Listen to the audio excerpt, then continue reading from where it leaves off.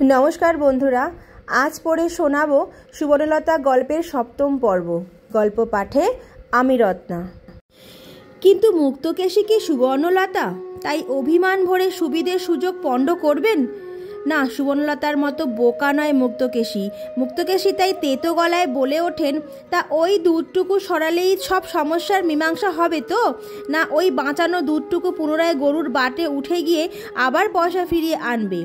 बाड़ीते कन्यादाय उपस्थित होले झी बउएर गयनाय हाथ पड़े ना एमन राजार संसार कटा देखेछिस तुई? मेजे बौमा निजे मुख फुटे बोलेछे सेइटुकुई आल्लादेर, नइले दरकारेर समय छले बले कौशले नितेई तो हतो। दिते चेये खूब एकटा महत्तर किछु करेनी मेजे बौमा।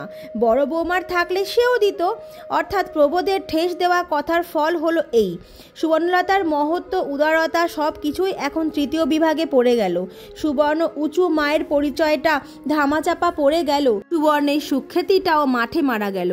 मुक्तकेशी अतঃपर बसे बसे फिरिस्ती दिते लागलेन एहेन घटना आर कबे कोथाय देखेছেন এবং কি রকম সোনাহেন মুখ করে সেই সব বউরা গা থেকে গহনা খুলে দিয়েছে ননদদের বিয়েতে, ভাসুরজির বিয়েতে। তবে সুবর্ণ এত কিছু বাহাদুরি দেখায়নি। সুবর্ণ নতুন কিছু দৃষ্টান্ত স্থাপন করেনি। সুবর্ণের মনটাকে যে উঁচু মন বলে স্বীকৃতি দিয়েছেন মুক্তকেশী, সে কেবল মুক্তকেশীর নিজের মন উঁচু বলে। কিন্তু সুবর্ণের সেই মনের শিকার কি রইল? বিরাজের গায়ে হলুদের দিন যখন মুক্তকেশী মেজে বৌমার গয়নার বাক্সটি তোরঙ্গ থেকে বার করলেন মেয়েকে শালঙ্করা করবার জন্যে, তখন কি দর্জিপাড়ার ওই বাড়িটায় একটা বজ্রপাত ঘটে গেল না? দোয়াত আছে কালি নেই, বাক্স আছে গহনা নেই। মুক্তকেশীর ঘরে তোরঙ্গ, মুক্তকেশীর কোমরের ঘুষনিতে চাবি, অথচ মুক্তকেশীর অজান্তে সে গহনা হাওয়া। এহেন ঘটনায় বিয়ে বাড়িতে যতদূর হুলস্থুল হবার তা হয়েছিল বইকি, বেশি বই কম হয়নি। কারণ বিয়েতে মুক্তকেশীর 3 বিবাহিতা মেয়ে এসেছে সপরিবারে। এসেছেন মুক্তকেশীর ভাজ বোন, মাস্তুতো বোন হেমাঙ্গিনী। সকলে গালে হাত দিয়ে ভূত না চোর? চোর যদি তো বাক্সটা শুদ্ধই নেবে। বাক্স খুলে আংটি, মাকড়ি, মল ইত্যাদি কুচো গহনাগুলো রেখে দিয়ে বালা, বাজুবন্ধ, চিক, সীতাহার, শাখা অনন্ত, পালিশ পাতের চুড়ি ইত্যাদি করে বড় বড় গহনাগুলি বেছে নিয়ে যাবে। এত সময় হবে চোরের? তাহলে রাত বিরেতে সিঁড়ির ছায়ায় কি উঠোনের চাঁচতলায় ভূতের দেখা মেলে বলেই যে লোকে গহনা চোর, ভূতে বিশ্বাসী হবে এমন হয় না। শেষ অবধি তবে ঘরের মানুষ। কে সেই মানুষটি? কোন ঘরের? মুখে মুখে কথা ফেরে, কথা কানে হাঁটে। অনেক কান ঘুরে সুবর্ণের কানে এসে পৌঁছায় উত্তরটা। আর কে? যার জিনিস সে? হ্যাঁ, সে নিজেই। তাছাড়া আর কি? সুখ্যাতি কিনতে লোক দেখিয়ে দানপত্তরে সই করে বসে হাত পা কামড়ে মরছিল। অতএব তালে তলে পাচার। বাপের বাড়ি আসা যাওয়া নেই তাতে কি? এ বাড়িরই আনাচে কানাচে কোথাও সরিয়ে রেখেছে, পরে তাক বুঝে ব্যবস্থা করবে। দিয়ে ফেললে তো হাত ছাড়া গোত্তার ছাড়া। সরিয়েছে কখন? ওমা, তার আবার ভাবনা কি? গঙ্গা স্নান যান না মুক্তকেশী? তাদের আড্ডায় শিয়ামন 5টা চাবি ঘুরিয়ে ঘুরিয়ে খুলে পালা যায়। ভাড়ারের বাসনের সিন্দুকের মোর্চে ধরা তালাটা সেদিন খুলে দেয়নি সুবর্ণলতা? খুলে দিয়ে বাহাদুরি নেয়নি? পান সাজছিল সুবর্ণ। কাছে এসে কানে ঢেলে দিল একজন কথাটা। সুবর্ণ দাঁড়িয়ে উঠল, বলল, কি বললে? ও বাবা, এ যে নাগিনীর মতো ফোঁস করে ওঠে গো। আমি বলিনি বাবা, বলেছে তোমার ওই শাশুড়ি গো। কোথায় তিনি? আরক্ত মুখ আগুনের মতো গনগনিয়ে ওঠে। সামনে এসে মুখোমুখি বলবার সাহস হলো না বুঝি? জানি না বাবা, তোমাদের কথা তো তোমরা জানো বলে জ্ঞাতি ননদ পালায়। ভেবেছিল কথাটা নিয়ে জ্ঞাতি জেঠুর একটু নিন্দেবাদ করবে।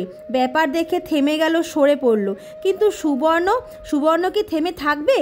সুবর্ণ কি তার মা সত্যবতীর রক্তে মাংসে তৈরি নয়, যে সত্যবতী কখনো মিথ্যের সঙ্গে আপোষ করে চলতে পারেনি, কখনো অন্যায় দেখে চুপ করে থাকতে পারেনি? সুবর্ণলতা সেই একবারই লোকের সামনে মুক্তকেশীর মুখোমুখি এসে দাঁড়ালো, বলল, গহনা হারানোর কথায় কি বলেছেন আপনি? মুক্তকেশী তার মেজে বৌমার অনেক মূর্তি দেখেছেন, কিন্তু ঠিক এই মূর্তিটি বোধ হয় দেখেননি। তাই ফিকে গলায় বলেন, কি আবার বলবো? বলেননি? আমি সরিয়ে ফেলেছি। মুক্তকেশী গালে হাত দেন। ওমা, শোনো কথা। তোমার জিনিস তুমি বলে কত আহ্লাদ করে ছোট ননদকে দেবে বললে, তোমার ও কথা বলতে যাবো কেন? ছি ছি, আমি পাগল না ভূত? নিজের অভিনয় ক্ষমতায় নিজেই প্রীত হন মুক্তকেশী। সুবর্ণ এদিক ওদিক তাকিয়ে বলে, তবে যে রঞ্ঝা ঠাকুরজি বলল। মুক্তকেশী কথাটা লুফে নেন, উদাস গলায় বলেন, তা তো বলবেই, জ্ঞাতি সত্তর যে, জ্ঞাতির মুখেই এমন কথা শোভা পায়। তবে আপনি কাকে সন্দেহ করছেন? সন্দেহ আর কাকে করব বাছা, করি আমার অদৃষ্টকে। গহনার জন্য এখন শ্বশুরবাড়িতে কত খোয়ার হয় দেখো মেয়েটার। হবে বললেই তো হয় না। সুবর্ণ তীব্র স্বরে বলে, বার করতে হবে গহনা। ওমা, বার করব কোথা থেকে? হদিস জানি। মুক্তকেশী হদিস জানেন না, কিন্তু মুক্তকেশীর বউ সে হদিস বার করে ছাড়বে। মুক্তকেশীর ঘোমটা দেওয়া বউ ঘোমটা খুলে সকলের সামনে মুখ তুলে চেঁচিয়ে ওঠে, আপনার ছেলে কই? মেজো ছেলে? ওমা, কি সর্বনেশে কথা! তাকে কি দরকার? আছে দরকার। তা এই একবারই লোকের সামনে ডেকে কথা কইবে নাকি তুমি তার সাথে? কইব, কইতেই হবে। খুদু, ডেকে আন তোর মেয়ে দাদাকে। চটি জুতোর শব্দ করতে করতে বাইরে ঘর থেকে ভিতরে এলো প্রবোধ। অলস আদুরে গলায় শুধলো, মা, ডেকেছো কেন গো আমাকে? মা নয়, আমি ডেকেছি। দর্জি পাড়ার গলির ওই বাড়িটায় আর একটা বাজ পড়ল। বুঝিবা এ কাজটা আরও ভয়ঙ্কর, আরও সাংঘাতিক।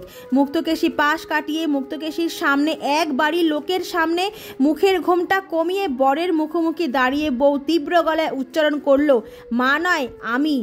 প্রবোধের মুখটা হঠাৎ কেমন পাংশু হয়ে গেল। প্রবোধ হুঙ্কার দিয়ে বউকে থামিয়ে দিতে পারল না কেন? অমন বোকার মতো শিথিল গলায় প্রশ্ন করল, কেন? তার মানে? সুবর্ণ ঠিক সত্যিই পাগল হয়ে গেছে? সুবর্ণ কি ভুলে গেছে সে কোথায় দাঁড়িয়ে আছে, কাদের সামনে? তা নইলে কি সুবর্ণ তেমন স্বরেই বলতে পারে, মানে বুঝতে খুব কষ্ট হচ্ছে? গহনাগুলো কোথায় সরিয়েছ? গহনা? আমি? কিসের গহনা? মানে সেই গহনা আমি কি জানি? বা, প্রবোধের জিভ তোতলায় অভিনয় শুরু করে দিয়েছে। কিন্তু মুক্তকেশী কি দাঁড়িয়ে ছেলের এই অপমান সহ্য করবেন? তা তো আর হয় না। মুক্তকেশী কনুইয়ের ধাক্কায় বউকে ঠেলে সরিয়ে দিয়ে বলেন, বাড়তে বাড়তে একেবারে যে আকাশে পা তুলেছ মেজে বৌমা। কাকে কি বলছো জ্ঞান নেই? আছে জ্ঞান, ঠিকই আছে। ধাক্কা খেয়েও নিবৃত্ত হয় না সুবর্ণ। বলে, খুব তো মাতৃভক্ত ছেলে আপনার। মায়ের পা ছুঁয়ে দিব্যি গালুক না, ও জানে না কি কোথায় গহনা আছে। বেশ, তাই করছি। প্রবোধ মায়ের পা থেকে এক হাত চড়েক দূরে দাঁড়িয়ে হাত পা ছড়ে পা ছুঁয়েই দিব্যি গালছি। ডরাই নাকি? এত বড় আস্পর্ধার কথা? আমি চোর? আমি গহনা চুরি করেছি? চুরি করবে কেন? সাবধান করেছ। সুবর্ণলতা আরও তীক্ষ্ণ গলায় বলে, পাছে পরের ঘরে দামি জিনিসগুলো চলে যায়, তাই বাদ দিয়েছ। তোমায় চিনি না আমি? দেব বলেছি বলেই যাচ্ছে তাই করনে তুমি আমায় ধরে ঠ্যাঙাওনি? হ্যাঁ, এই চরমতম অপমানের কথা ব্যক্ত করে বসল সুবর্ণলতা। পাছে লোক জানাজানি হয়ে যায় বলে মার খেয়ে যে টু শব্দটি করে না, তার এই বলে বসাটা কি আশ্চর্য বই কি? এমন ধৈর্যচ্যুতি ঘটল সুবর্ণলতার যে জীবনের এই লজ্জাকর গোপনীয় খবরটা এমন করে উদ্ঘাটিত করতে হলো। তার সুবর্ণলতার চরিত্রে হয়তো ওটাই ছিল পরমতম ত্রুটি। সুবর্ণ যখন তখনই ধৈর্যের সীমা অতিক্রম করে বসত। সেই অতিক্রম করে বসায় যে নিজেই হাস্যাস্পদ হতো, হেয় হতো, সমালোচনার বিষয়বস্তু হতো, তা মনে রাখতে পারত না। সুবর্ণলতা যে তার ননদের গায়ে হলুদের দিন গলায় আঁচল পাকিয়ে মরতে গিয়ে একটা কীর্তি করে বসেছিল, এতে কেউ সুবর্ণকে মমতা করেছিল, নাকি প্রবোধকে নিন্দে দিয়ে সত্যপথে স্থির তার বউকে বাহবা দিয়েছিল? মোটেই না। সুবর্ণলতাকে শুধু ছিছিক্কার করেছে সবাই, কারণ সুবর্ণের জন্য ডাক্তার ডাকতে হয়েছিল সেদিন।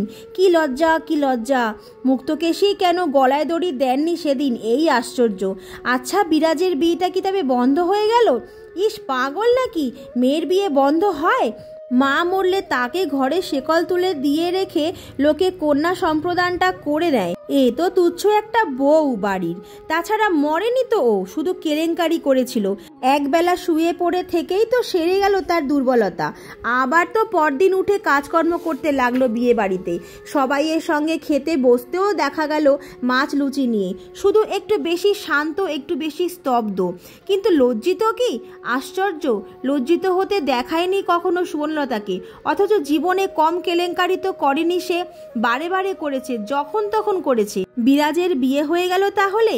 তবে বুঝি নিরলঙ্কার দেহে শ্বশুর বাড়ি গিয়ে দাঁড়াতে অনেক গঞ্জনা খেতে হয়েছিল বেচারাকে? না না, গহনাগুলো যে পাওয়া গেল শেষ পর্যন্ত, অদ্ভুত একটা পরিস্থিতিতে পাওয়া গেল। মুক্তকেশীর সেই তোরঙ্গের মধ্যেই পড়ে গিয়েছিল কাপড় চোপড়ের খাঁজে। হয়তো গহনার বাক্সটায় চাবি দেওয়া হয়নি, হয়তো অসাবধানে কোনো সময় উপুর হয়ে পড়েই গিয়েছিল বাক্সটা। ঠিক ঠিক সবই পাওয়া গেল। স্বাস্থ্যবতী সুবর্ণলতার দরুন গায়ে বড় জরির কলকা বসানো মখমলের জামা আর বেগুনি ডুরে ভারী জরিদার বেনারসি পরে সর্বাঙ্গে ঢলঢলে গহনা ঝলমলিয়ে শ্বশুরবাড়ি গেল বিরাজ, চোখের জলে ভাসতে ভাসতে। যাবার আগে গোপনে সুবর্ণকে হাত ধরে কেঁদে বলেছিল, এতদিন তোমায় চিনতে পারিনি মেজবউ, কত লাঞ্ছনার কারণ হয়েছি। তুমি দেবী। সুবর্ণর চোখেও জল ছিল বইকি, চোখে জল আর মুখে হাসি নিয়ে বলেছিল, যাক একজন তবু চিনলে আমায়, তবু মনে জানবো ভূভারতে এসে একটু সার্থক হলাম। তা মনে কি আর রাখবে মেজবউকে? যা সুন্দর বর হলো, পৃথিবী ভুলেই যাবে। মুক্তকেশীর ছোট দুই ছেলে যে রোজগারি হয়ে উঠেছে তা নয়। প্রভাস তো এখনো পড়ুয়া ছেলে, ল পড়ছে, আর প্রকাশ পাড়ায় শখের থিয়েটারের হিরোইনের পাক্কা পোস্টটা পেয়ে সুখে মহলা দিচ্ছে। তবু মেয়ের বিয়ের পর ছেলেদের বিয়ের চিন্তায় আর বিলম্ব করলেন না মুক্তকেশী। মেয়ের বিয়ের জন্যই আটকে ছিলেন এ যাবৎ, আর থাকেন? দুই ছেলের বিয়ের জন্যই তোড়ঝোড় লাগান। খবরটা শুনে উমাশশীর কাছ থেকে সেই কথাটা বলে বসল সুবর্ণলতা, যে কথার জন্য খণ্ডপ্রলয় ঘটে গেল। তা সুবর্ণলতার জীবনটা নিরীক্ষণ করে দেখলে আগাগোড়াই তো শুধু ওই খণ্ডপ্রলয়। সুবর্ণলতা একটা কিছু বেফাস কথা বলে বসে আর সংসারের তুমুল কাণ্ড ঘটে। মনে হয় এবার বুঝি একটা কিছু করে বসবে সুবর্ণলতা, কিন্তু না, আবার দেখা যায় সুবর্ণ তার দীর্ঘ সুন্দর দেহটা নিয়ে সংসারের চরে বেড়াচ্ছে, কাজ করছে, কর্তব্য করছে। বোঝা যায় না সুবর্ণ এই সেদিন গভীর রাতে বিনিদ্র চোখে মৃত্যুর যত রকম উপায় আছে তা নিয়ে ভেবেছে। বোঝা যায় না সব সময় মরতে ইচ্ছা হয় ওর, কিন্তু কেন? চিত্রগুপ্ত বুঝতে পারেনি সুবর্ণের বিধাতা পুরুষ। হয়তো বা সুবর্ণ নিজেও বুঝতে পারে না নিজেই সে সেদে দুঃখ ডেকে আনে। নইলে কি দরকার ছিল সুবর্ণের বড় জায়ের কাছে শাশুড়ির বুদ্ধির ব্যাখ্যা করবার? বলে বসার দরকার কি ছিল? মার যেমন বুদ্ধি, ছোট ঠাকুরপোর আবার বিয়ে। গোপ কামিয়ে কামিয়ে মেয়ে সেজেই যার জীবন যাচ্ছে, দিতে হয়তো একটা বেটা ছেলের সঙ্গে বিয়ে দিয়ে দেওয়া উচিত ওর। বলা বাহুল্য, কথাটা চাউর হতে দেরি হলো না। 3 বছরের ঢেপু মহৎ সাহেব বলে বেড়াতে লাগলো, মেজ খুড়িমা বলেছে ছোটকাকা তো মেয়ে মানুষ, বেটা ছেলের সঙ্গে বিয়ে দিতে হবে ছোটকাকার। বলা বাহুল্য, প্রলয় ঘটতে দেরি হয়নি। গোফ কামানো মেয়েলি গলা প্রকাশচন্দ্র বীর বিক্রমে লাফাই ঝাঁপাই করতে থাকে মেয়ে মানুষের আস্পর্ধার বিরুদ্ধে। বিদ্বান বিচক্ষণ প্রভাস চিবিয়ে চিবিয়ে বলতে থাকে, উদ্দেশ্য আলাদা, আরও বউ আছে বাড়িতে, এটা ইচ্ছে নয়। নিজের যথের ছাড়টা চলবে না ভেবে বাদ দিচ্ছেন। মনে হয় মেজদার উচিত ওকে নিয়ে আলাদা বাস করা, নচেত ওর দৃষ্টান্তে নতুন যে বউরা আসবে তাদেরও মাথা বেঠিক হয়ে যাবে। শুধু সুবোধী কথাটা শুনে হা হা করে হেসে উঠেছিল। বাড়ির মধ্যে মেজ বৌমারি দেখছি একটু বুদ্ধিশুদ্ধি আছে। মা যে পেকার জন্য এখনই কোণে খুঁজছেন আমি তো ভাবতেই পারিনি। তা সুবোধের অবশ্য 7 খুন মাপ, কারণ প্রবোধ আজকাল প্রচুর কাঁচা পয়সা রোজগার করলেও এখনও গৃহকর্তা হিসাবে সমগ্র সংসারের ভাত কাপড়ের দায়টা সুবোধই টেনে চলেছে। নিজের সারি সারি ছেলে মেয়েতে ঘর ভরে উঠলেও এদিকে কার্পণ্য করে না সে। তবে ভগবানও মুখ তুলেছেন, বড়বাবু হয়েছে সে। তবে বাড়িতে মুক্তকেশী, বড়বাবু, বড় সাহেব সব। সুবোধের কথা ধর্তব্য করলেন না। ছেলেদের বিয়ে দিলেন তিনি, নগদ নিলেন, তত্ত্ব ঘরে তুললেন। এক কুটুমের নিন্দে শতমুখ, আর এক কুটুমের প্রশংসায় পঞ্চমুখ হলেন। ওটাই মুক্তকেশীর রাজনীতি। প্রথম থেকেই বিভেদ সৃষ্টি করে রাখা ভালো, নইলে যায় একদল হলে পৃষ্ঠবল বাড়বে না। শাশুড়িকে কি তাহলে গ্রাহ্য করবে? তা মুক্তকেশীর নীতি কার্যকরী হয় বইকি। নতুন বউয়েরা আসার পর থেকেই সংসারের বায়ুমণ্ডলে উত্তাপের সঞ্চার হতে দেখা যায়। মুক্তকেশী সেই উত্তাপের সুযোগে একজনকে সুয়ো করে নেবার চেষ্টা করেন। উকিল ছেলের বউ ইদানিং সুয়ো হয়েছে, তাকে তোয়াজ করে চলেছেন মুক্তকেশী প্রায় নির্লজ্জের মতো। কারণ পায়ের তলায় একটু শক্ত মাটির আশ্রয় খুঁজছেন মুক্তকেশী, যে মাটিতে দাঁড়িয়ে প্রতিপক্ষের সঙ্গে লড়তে পারেন। প্রতিপক্ষ আর কে? দুর্দান্ত দুর্বিনীত মেজ বউ। তার চোখের কোণে যে চাপা আগুনের গনগনানি, তার ঠোঁটের কোণায় যেন ঔদ্ধত্যের ঝিলিক। মুক্তকেশীর কাজে প্রতিবাদ করে বসে সে যখন তখন। তার উপর আবার বরটা তার উপায় হয়ে উঠেছে উত্তরোত্তর। ওকে দাবাতে হলে শক্ত মাটিতে পা রাখতে হয়। অলিখিত আইনে সব ভাইরাই উকিল ভাইকে নিজেদের থেকে উচ্চাসনে বসিয়ে স্বামীহর চোখে দেখতে আসছে, কাজেই সেই খুঁটিটাই ধরা ভালো। মুক্তকেশী তাই রাত দিন সেজবউ গিরিবালার শরীর কাহিল দেখেন, আর খেটে খেটে আধমরা হতে দেখেন তাকে, আর তার গুণের তুলনা দেখতে পান না। সে যে বড় মানুষের মেয়ে হয়েও দেমাকি নয়, এটাই কি সোজা পাওয়া নাকি? প্রকাশের বউ বিন্দু বড় মানুষের মেয়ে নয়, নিতান্তই নিরুপায়ের ঘরের মেয়ে। মুক্তকেশী রাত দিন তাকে তার সেজজার দৃষ্টান্ত অনুসরণ করতে বলেন। মুক্তকেশী এই রাজনীতির লীলার উপর দিয়ে বয়ে চলেছেন দিনের পর দিন। বয়ে চলেছে প্রকৃতির লীলা। মেয়েতে বউতে মিলে কন্যা বছরে বার তিনেক আতুরের ঘটনা ঘটাচ্ছে। সুবর্ণলতা, তার সুবর্ণলতাও সে দলে আছে বই কি। প্রকৃতি তো ছেড়ে কথা কইবার মেয়ে নয়, আর প্রবোধচন্দ্রও কিছু ছেড়ে কথা কইবার ছেলে নয়। যে স্ত্রীলোক আতুরে যেতে ভয় পায়, সে স্ত্রীলোককে অসতী ছাড়া আর কিছু বলতে রাজি নয় প্রবোধ। মা হতে অরাজি, তার মানে রূপ যৌবন ঝরে যাবার ভয়, তার মানে পরপুরুষ আর ফিরে চাইবে না এই আশঙ্কা। এই তো বুঝি সব। ওসব বিবিয়ানা রাখো, বিবিয়ানা রাখতে হয় অতএব। আর কত জুঝবে সুবর্ণলতা, কত খণ্ডপ্রলয় ঘটাবে, কত কেলেঙ্কারি করবে। বাড়িতে তো আর এখন শুধু গুরুজনই নেই, লঘুজনও রয়েছে। লজ্জা তো তাদের সামনেই। তাছাড়া সমপর্যায়েরা, তারা যদি টের পায় সম্পূর্ণ ইচ্ছের বিরুদ্ধে আতুরে ঢুকতে হচ্ছে সুবর্ণকে, আর কি মানবে তাকে? হয়তো আহাই করে বসবে। ওই আহার চাইতে অনেক ভালো ঈর্ষা, তাই ঈর্ষা তারা করে বই কি। এতকাল বিয়ে হয়েছে সুবর্ণের, তবু তার বর তাকে চক্ষে হারায়, তবু এক দণ্ড ঘরে না দেখলেই রসাতল করে। রান্নাঘর গেলে বারবার ছেলে পুলেকে জিজ্ঞেস করে, এই তোদের মা কই? এর চাইতে ঈর্ষা বস্তু আর কি আছে? আজীবন সবাই সুবর্ণকে ঈর্ষাই করেছে, আর বাইরের লোক বলেছে এমন মানুষ হয় না। তা মুক্তকেশীর সংসারের বাইরে সবাই চিরকাল বলেছে, আর মুক্তকেশীর সংসার বলেছে এমনটি আর দেখলাম না। কোটি কোটি নমস্কার। তো বন্ধুরা, আজ তবে টানলাম এখানেই দাড়ি। তোমাদের সঙ্গে আমার আবার কথা হবে আগামী পর্বে। তোমাদের আমার আজকের পর্ব কেমন লাগলো শুনতে অবশ্যই কমেন্টের মাধ্যমে জানিও। ভালো লাগলে লাইক কমেন্ট শেয়ার করতে ভুলো না, আর আমার পাশে সর্বদা তোমরা এভাবেই থেকো, কেমন? চলো, দেখা হচ্ছে আগামীকাল, আগামী দিন। ততক্ষণ প্রত্যেকে ভালো থাকো, সুস্থ থাকো। নমস্কার।